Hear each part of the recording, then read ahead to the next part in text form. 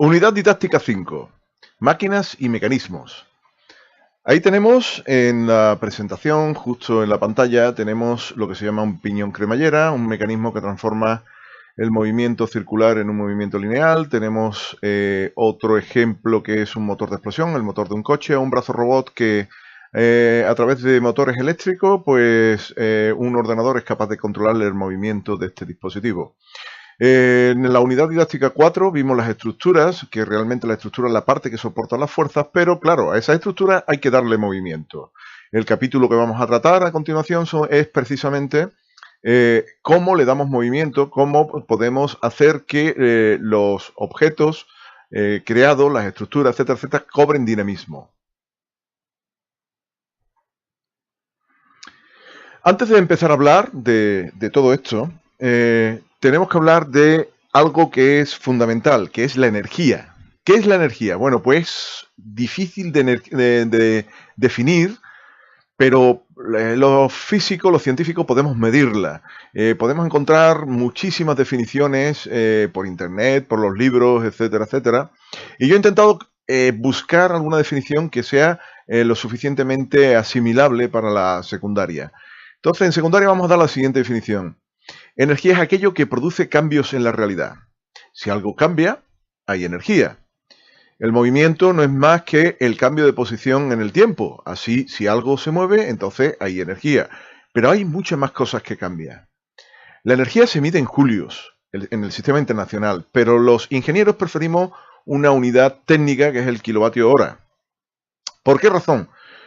Porque un kilovatio hora son 3.600.000 julios. Es decir, si nosotros trabajáramos en julio, las cantidades que nos saldría, con las que tendríamos que calcular, serían tremendas. Por tanto, preferimos utilizar una unidad que, aunque no sea realmente el sistema internacional, es una unidad técnica, como he indicado antes, las cantidades que aparecen son bastante más pequeñas. Manifestación de energía. Energía es única, no hay distintas energías, sino que lo que tenemos son distintas manifestaciones de esta. La energía es cambio, pero esos cambios realmente afectan a distintos parámetros de la naturaleza. Si es el movimiento de los átomos y sus moléculas, los átomos y las moléculas están moviéndose en la estructura del material, el fenómeno lo conocemos como temperatura. Realmente es calor la energía que está en su interior. El calor es una manifestación de la energía. Cuando los átomos y moléculas se están parando, significa que el objeto está más frío. Si se está moviendo rápidamente, significa que el objeto está más caliente. Si un cuerpo se mueve, decimos que la energía es cinética. Encontraremos una diversidad tremenda de manifestación de energía. Calor, luz, electricidad, enlaces químicos, nuclear, energía potencial, cinética y un largo etcétera. Ahí tenéis varios iconos aquí tenemos, por ejemplo, 3 representaciones de la química. Sería la hoguera, la gasolina o el encender. La química se está transformando, en el caso de la hoguera, se está transformando en calorífica y en luz, al igual que en la cerilla. Tenemos la eólica, que es cinética del viento. Tenemos la eléctrica, tenemos la nuclear o tenemos la procesamiento de la luz, la fotovoltaica, la luz del sol, que es transformada mediante los paneles en electricidad.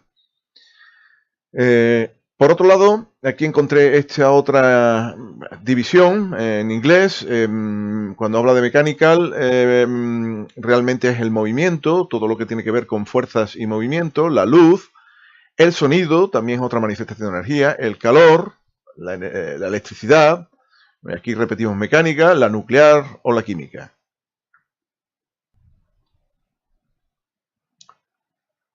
Energía potencial. A veces la energía está esperando para producir el cambio y necesita algún factor desencadenante para liberarse. Imaginaros que tenemos una bola en lo alto de una montaña. Esa bola está en equilibrio, un equilibrio que llamamos inestable, y que simplemente un empujoncito bastaría para que la bola rodase y transformara toda esa energía potencial, esa energía producida por la altura, se transformara en energía cinética, en movimiento. Llamamos energía potencial la mecánica cuando un cuerpo está a una cierta altura. Cuando está a cierta altura tiene energía acumulada. Y cuando se libera, en la caída, se produce lo que se llama energía cinética, es decir, movimiento. En el caso de los enlaces químicos, esa energía está ahí en lo que es la estructura química del compuesto, como los combustibles, la gasolina, por ejemplo. Y una chispa es como el pequeño empujoncito que le damos a la bola que está en lo alto de la montaña, desencadena una reorganización de los átomos que liberan energía en forma de luz y calor, es decir, se produce lo que es la combustión.